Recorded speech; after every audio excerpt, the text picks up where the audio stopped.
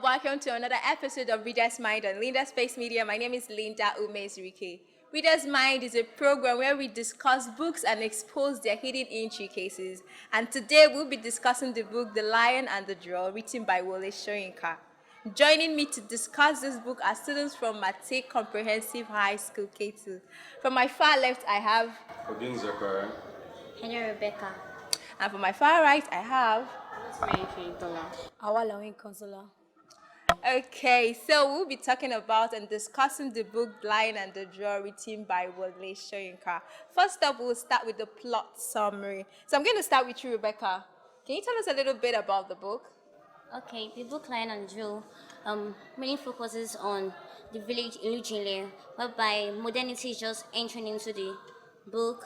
Then we see CD with a 17 years old girl, a teenager, carrying a pail of water, and Lakunle, a school teacher, coming, sees CD approaching from afar and comes out from his classroom, because the village is centered in a village square, whereby an odan tree is settled in the middle of the village. Then Lakule goes to approach Sidi and tries to woo her, telling her different kind of English, using the Western ways, giving her grammatical languages. Then since Sidi is this kind of illiterate girl, she's like, I don't understand what you mean, that people are calling you madman. Then Sidi now agrees to him. She's like, okay, you have to pay my bride price before I accept you. Then Lakule is like, is it that barbaric, outdated, old-fashioned things you're talking about? That's an old tradition that you can't do such thing. Like just like marrying an Ifa off the market store, that you can't do such. Then City is like, that is not me and you in this kind of thing. Then luckily tries to bring him more grammar, calling her is Rachel, is Basheba. City still refuses that. My name is Sidio. My name is not this kind of names. Then during the course of the discussion, three girls enter in and they bring the news about the arrival of the stranger who had taken Sidi's picture earlier before. Then they tell Sidi about the magazine, that Sidi, your face appears more than everybody's face, so there is 3 pages that your face appeared. Sidi now feels so much about us. It feels like, wow, so this beautiful like this all over the world. Then they act the drum, they do a mime about themselves, about the traveler and so on. Okay, I feel that the reason why the villagers see Lakula as a madman, because I feel that just like when you're going to the dictionary, just checking for words, big words that even hearing it alone, you are scared. So I feel that because in the book it said that Lakula is an half-baked teacher. He's not fully educated. So I feel that it's meant to break down the words for the villagers to understand, because we even understood that in the book, the classes it teaches, something like 2 times 3, 6. So I feel that the reason the villagers see Lakula as a madman is because it does not break down the vocabulary to their level, to the level of their brain, where they can easily understand and cope up with Lakula. So in the village, once they hear the madman, everybody already knows that he's a school teacher, because the grammar alone speaks to them. It's like he's speaking the whole wide word to them. So I feel that it's just like Lakula is just a half-baked teacher, and it's obvious in him. He's actually showing it in the book because he's not breaking down the vocabulary for them. Yeah, most times, most of these people that, just had a little or just a little education that tries to show off. It's just like being a one-eyed man in a community of blind people. You feel like, oh, I'm the king. So continue. So I also go with what you say. Luckily, just someone that is blinded by Western culture. All he knows is Western culture. Even when he tries winning city, he's like, girl, that I will take you to Ibadan. We'll go to club. We'll go out to enjoy ourselves. We'll enjoy life small. We'll enjoy life. Then Sidi says that Sidi's man, that she likes where she's staying, all this kind of stuff. Then going. Sorry, about what he knows is about the Western culture. You know that all he knows about he knows the tradition. He just don't want to do it. It's because he's in a state of poverty. He does not have enough money to provide for it. So that he's just using the European life to cover it up. It's like a cover for him, so he gets free or get a free way through it. He's just like, she's like, you should come pay some bride price. And like, no, I'm not going to pay it because I'm barbaric. So she's trying to use the European way to sneak in. So he thinks that she was a fool, that she would not find her way back because of his English and the way he wants to use it, but no, she still found her way back against him. Okay, continue with the plot summary. Okay, then we see in the book the place noon, that's the afternoon, where Sidi was going to the market. Then Lakone was following and helping her to carry a bundle of firewood. Then Sadiko approaches Sidi and Sidi that she wants to tell her something very important, that she should excuse herself from where Lakone are staying. Then Sidi was like, "Is it Lakone that you don't want to say that? She should say it to Joe that Nakule is just there. I should say it. So Sadiq could have appears in mind that okay, Baraka said that he wants to marry you, that he wants to this, and then Sadiq was like, is it me that he wants to marry? After my fame is all over the world, that in his picture he just showing here the pit latrine in the village, that me my whole picture is covered the full page of myself, that see how beautiful I am, that even know myself I won't told me how beautiful I am. Then Nakule was like, see that, but I've told you this kind of seen before. Then so Sidi just snubbed him off and was like, so I was saying that she can't marry a man that is too old for her. Then Sadiko was like, how can you say that? Then okay, Sadiko was about to go. Then she now remembered something. She now told Sidi that okay, at least he invites you for a dinner. So like, oh, you take me, I'm not smart. I mean, she's not calling me, no. That she can't. That she doesn't dine with married men. Yeah. That she doesn't do. She doesn't do those kind of stuff. Then Sadiku leaves. Then she wants Lakule should mind his business, so that she not interfere in whatever Sidi and her talking about. Then she goes to tell Baraka about the information she had gained. Then on meeting Baraka, she meets Baraka with Aliatu. They were in a romantic scene. Baraka shouts at Aliatu to get out of his room. Then it asks Sadiq, oh, okay, what's the reply about the dinner? She said, she's gonna start adding her home. She was like, said she cannot marry you. She said so thing that she can't do such thing. She doesn't marry undying men, marrying people that are already old. Then Baraka like, she said this kind of thing. That's okay, Sadiq, let me tell you something very important. Then he tells her about his impotency, that his father impotency ended at 65. Now comes his own is ended at 62. He laments about his impotence. Meanwhile, everything he was saying it was like a trick and everything. Just he has already planned everything ahead. That if I say this in Sadiku, that Sadiku is this kind of person that she would talk. She would surely talk about it. Then Sadiku will say, okay, Sadiku leaves and she goes.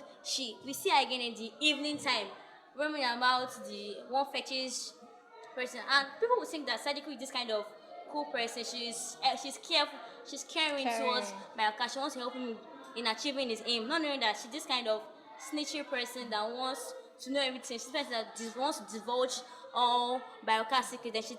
Then Sidi meets her. Then Sidi asks her, what are you doing? She now telling Sidi that, see you Sidi, I know that Kido Kiki.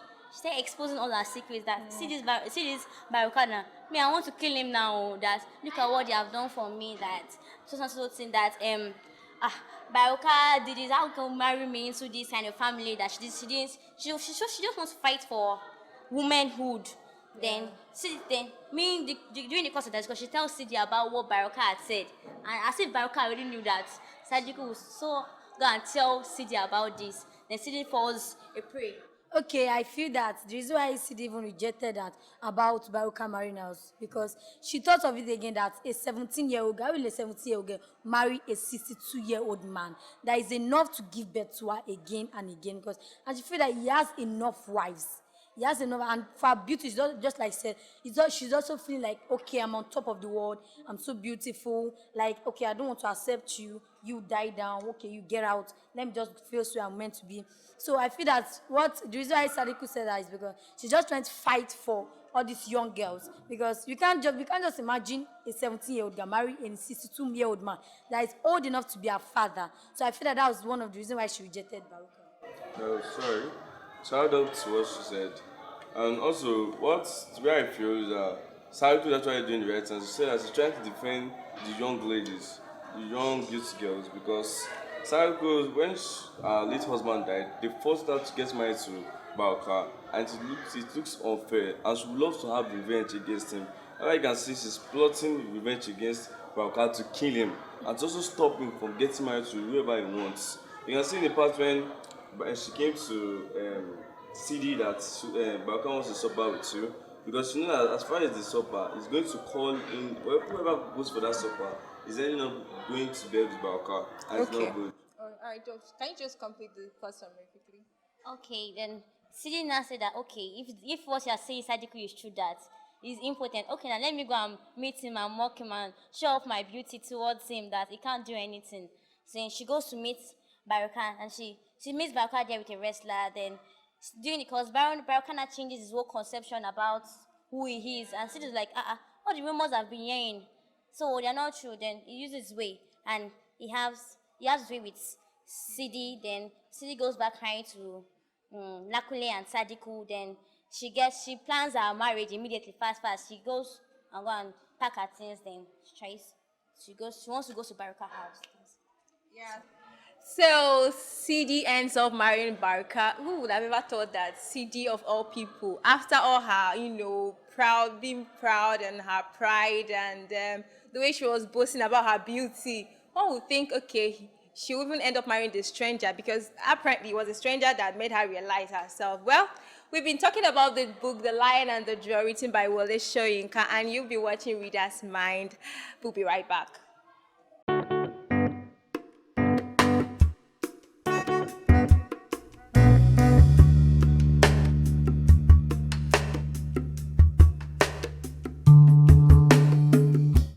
Welcome back to Reader's Mind, and we've been discussing the book The Lion and the Drawl, and I have students from Mate Comprehensive High School. They've been doing justice to this book. So right now we're going straight over to the characterizations in this book. We have so many characters and I don't even know where to start from, but I'm going to start with you, Fehintola. What character, took you off your seat? Lakunle. Okay, so tell us about Luckily. Lakunle is a school teacher. He's also a known figure in Inujinle. He enjoys an art-based education and makes a lot of noise with it. He also uses this to harass Sidi and Sadiku. Lakunle is about 23 years old and is said to wear an undersized suit, English suit. Lakunle is a very lazy fellow because I feel that when Sidi asked him to pay a bride price, he couldn't do that because he couldn't do that because he felt that all those things were old, barbaric, and old-fashioned, and so on. And even to add to what you say, he's actually very lazy because when Sadiku told him ways that he can actually fetch money for himself, could it be that he's so poor that he can't have money to pay the price? He still didn't. He refused what Sadiku said. Yeah, exactly. And if he really loved Sidi, he would have tried to make sure that he got money to pay the bride price. Even though he couldn't pay everything, he should have paid half or something like that. But he didn't. He used his vocabularies to cover up. And Lakunle, after he and Sidi talking about the bride price, after him refusing, then he also told CD about how he wanted to change Inujile into Lagos or Ibadan.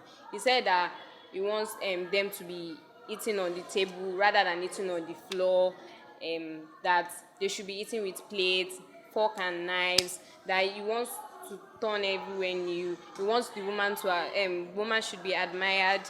They should have painted lips and their foot admired by high heels. And he also told CD that he also wants to marry her, that he wants them to be like Lagos couples, them walking side by side and enjoying themselves. So to me, Lakunle's role in the play is very critical because without him, Baraka's way to get Sidi wouldn't have meant much. Okay, just like how she narrated the role, I feel that just like you said earlier, that everybody in the book, it's actually obvious that yes, Lakunle is actually lazy, but sure we saw in the book, he's just trying to tell us that his Western culture life, he's trying to cover the way he's poor, and even when Sidi told him that he should do a farmland so that he could harvest and pay for a bad price, he said no, because everybody in the book is actually obvious that he's actually lazy. Because through what we saw, through his appearances, through the way he talked, he's also showing that he's lazy because he wants to use his Western life, his vocabulary, his words to just overcome everything, even Sidi herself, to overcome Sidi herself, to change her around. But unfortunately, Sidi is actually, she's actually playing a role of a traditional life, but not fully traditional. Okay, I believe that Lakule got tangled up with the Western culture. That was blinding him not knowing that you're meant to pay bride price. Because there's no one that doesn't know that bride price is a normal thing. It's a tradition that must go on in all cultures. So Lakme just was just looking at the future that we're meant to enjoy ourselves. That was this very price talking about. It's meant to know, it's got blinded about it. He took it upside down. Okay, Zachariah, okay, you want to say I something? also feel that Lakule it doesn't really love Sidi. He's just lost in love for her because he admires her beauty. Yeah. That's why he wants to get married to her, not because he really loves her. When they were playing, that he beat a girl's buttocks. He was not meant to do that if he really loves Sid. But then Sidi was already married to Baruka. That was at the end of the play. No, that was when they were acting the. Okay, the mime. Yes. Okay, the mime time. Okay, so Zachariah, what character caught your eyes? Amber Baoka is actually the king, sorry, the ballet of Lijule. Just like It's a chief. Just like a chief. Yeah. In Lijule. And in the book, is noticed as the lion, show how strong he is actually. He's about 62 years old, really an old man. So you can see through the book, the way people see him is as if he's a type of man that is just too old and is not able to do a lot of things. So, but the way we read through the book, you can see he's a strong man, very, very strong man. You can hear there are some information that was being passed up about Baraka that was actually not true. Because it was because of what happened about his father.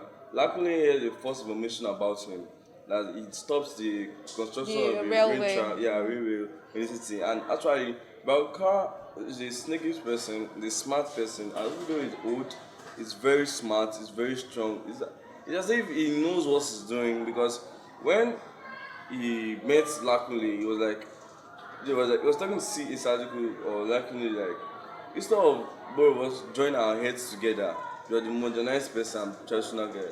So let's join our heads together and change this village upside down. But because of what Lakuli has said, so he's not against Baroka. Like, how would I be working with you? After what my father has told me about you, About you're stopping demonization. So, You're meant to be like instead of what transportation should be easy, just make everybody should be working well.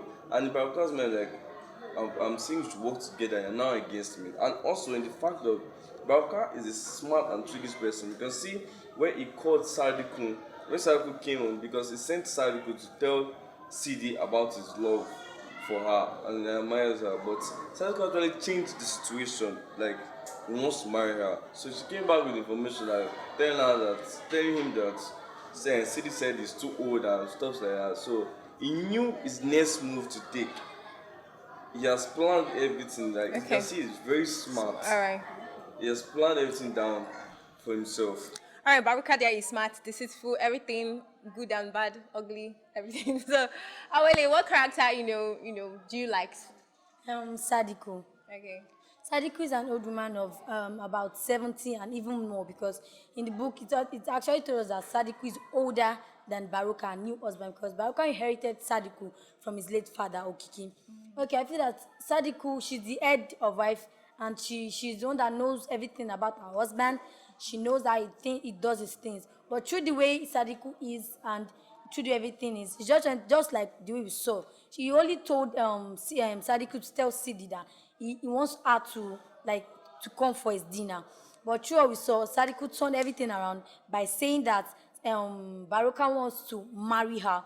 But through who Sadiku knows who through who Baruka knows who Sadiku is, then try to deceive Sadiku by telling Sadiku that okay, he's sexually inadequacy. That okay, he knows that Sadiku will surely want to exploit that to other women just for the victory of womanhood. Then to me, I feel that Sadiku she even wants more women in other marriages. That's how she does for other women in other marriages. So I feel that Sadiku is the open that she wants more and she wants another wife to come also, but at the same time, she's also having plans against Baruka, just like the way she killed Okiki. Okay, just like Sadiku is someone who is not to be trusted totally, and she's a snitch. Yeah. I don't think Sadiku is to be blamed for what happened because I think they forced her into the marriage, and when you force someone into a marriage, you won't like it at all. I mean, you hate the person, and maybe that was what happened, that she wanted to take revenge. Okay, so finally to you right now. So what character caught your eyes? Sidi. Okay. Okay, Sidi is termed as the drill in the book Lion and the Draw, and she's a 17 years old girl who luckily tries all means trying to woo. And she is this kind of person that she has a simple mind. She lives on gossips and rumors. She likes hearing them. It's normally for all these villages, gossips are known as one reigning thing there. So City is a fan of it. Then, like when Luckily tries in wooing City Winnie talks about her bride price, that is her bride price. She likes it's only herself she wants to hear about. She doesn't want people to feel bad about her.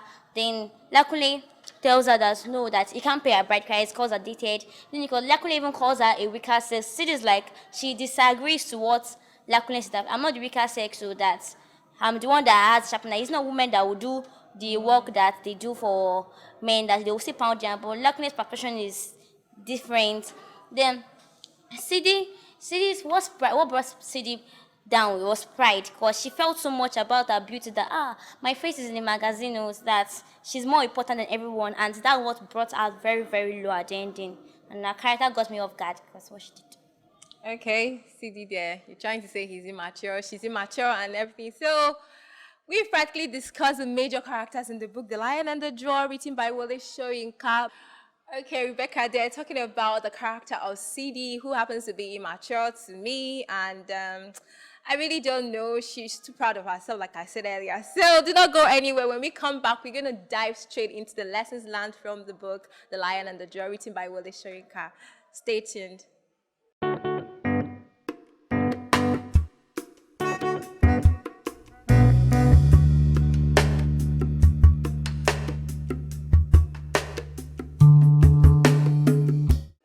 Welcome back to Reader's Mind, and I've been discussing the book The Lion and the Drawer with students from Mate Comprehensive High School here in Lagos State. So let's go straight into the lessons learned from the book. I know you've learned so many lessons from the book. So Rebecca, what lesson did you actually learn? Okay, I actually learned that pride goes before a fall. Okay. Because City showed a lot of pride in her attitude, knowing that she's very beautiful. So she showed a lot of pride in her character, her traits, everything about her was pride. And that one led her into going to Baraka's house just to go and mock him. Because if she hadn't felt for proud, she wouldn't have gone to him and gone to mock him there, then that would made Baraka deceive and have his way with her. So I advise young people out there that we should be careful of pride, because pride goes a long way. Yeah, before you finally fall. What lessons did you learn, Awala? Okay, I learned that youths of nowadays should stop gossip because we're told in the book that CD dwell more on gossip and rumor, and that was what led to her fall. That she was so deflowered that at the end of the day, we're not even told whether a bride price was paid. So just trying to encourage youth of nowadays, because youth of nowadays we dwell more on gossip. So please learn to abstain from gossip, to learn to not to lead to our fall. Okay, abstain from gossip. Zachariah, what lesson did you learn? Well, I think that no matter the situation, you should not try and change the culture of your country or your village. As you can see in the book, Lakule was trying to change the culture of the Ijule because he was trying to impute the European way, and that is not right because he doesn't know it might actually affect everybody in the village. Because he's trying to impute there's not be payment of bride price, and that is so that the girl is actually priceless. That means you can just go out in the street and pick a girl and guess my job finish, and that is the end. But what I'm trying to say is that youth out there should not try and change the culture of our tradition of our country, because you might not know what might actually happen if we change it. As you can see, when Napoli changed it, it actually backbounced to him. So what I'm trying to say, don't try to change the culture. Especially just because you can't meet up. Yeah. Especially when it comes to poverty stage, when you don't have anything, you don't feel like you should change culture. So thank you. Okay, finally, but not the least, Fehintola. Um, what I just learned is that we should not boast about our education. I mean, luckily, he just enjoyed an big education and he started making noise with it. Imagine if you now, like, Went to have a PhD. and see the way it will. So what I just have to say is that you don't need to boast about it. And him using the vocabularies to like people had a bad impression about him that he's mad, is this, is that. You should just have broken the vocabularies for them so that they could understand. What I just say is that there's no use of boasting boast with the education you have. Yeah, exactly. So interesting book, I must say. So what are your last words? Would you like to, suggest this book to someone to read, Zachariah? Well, I would suggest it to everybody to read because this what this book is trying to say that people's situation, both poor and rich. You can see luckily the poor man, whereby sorry, both popular and poor people. You should read. It's going for everybody. Yeah. It goes round. What We're trying about to say your situation. No matter that you can see Lakunle's situation, even though it was poor, you should not change the tradition. Okay, so what about you? Would you suggest the book for someone? And I why? would suggest the book for everyone because then everyone must read book. Because this book mainly talks about our cultures, our tradition, focuses on pride, because and gossip. Many people, this is what is going on in our country today. So I suggest for everyone. Okay, so I'm afraid this is where I'm going to end it. Okay, special thanks to the One4 Group for giving us the equipment to use in shooting this video. And you've been watching Reader's Mind on Leader Space Media, and we've partly talked about the book The Lion and the Draw, written by Wole Soyinka. As far as I'm concerned, this book is an interesting book, is intriguing, is fascinating. I mean, I can go on and on. Let me not be like Lakunde, who just spoke big vocabularies, So I'm just going to end it there. To come your way next time, my name is Linda Umezurike, and do not forget that a book is a gift you can open over and over again. Thanks, guys.